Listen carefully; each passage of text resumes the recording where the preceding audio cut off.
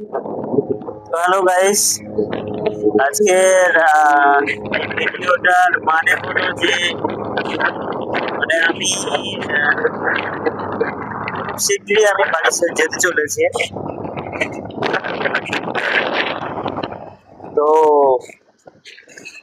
বাড়ি যেতে চলেছি সেপ্টেম্বরের শেষে,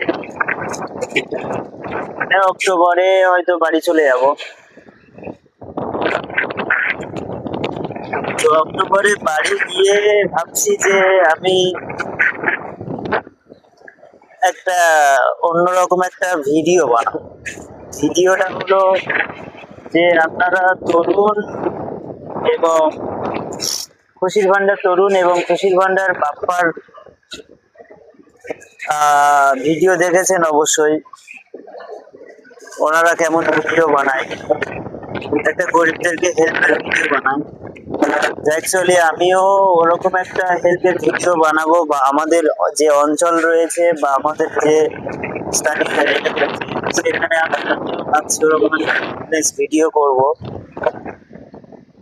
তো এর জন্য আমার প্রোফাইলে বা আমার পেজে বা আমার আইডিতে ফলোয়ার লাগবে, সাবস্ক্রাইবার লাগবে আমার ইউটিউব চ্যানেলে।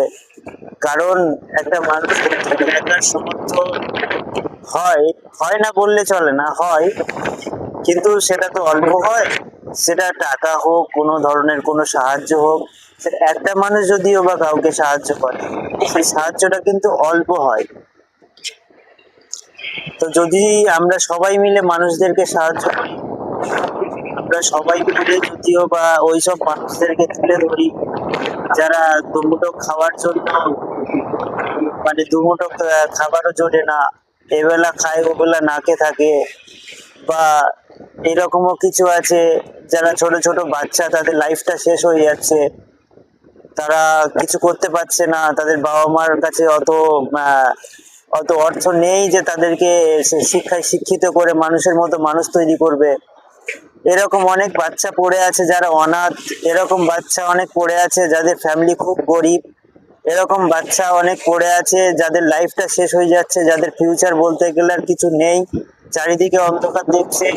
এরকম বাচ্চা অনেক পড়ে আছে যাদের শুরু থেকে যাদের মা বাপ তাদেরকে ছেড়ে চলে গেছে, তারা রাস্তায় বসে কাঁদছে।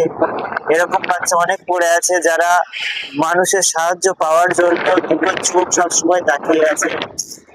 তো বন্ধুরা, আসুন আমরা সবাই মিলে সুস্থ সমাজ গড়ি এবং আমরা সবাই মিলে সেসব মানুষদেরকে হেল্প করি।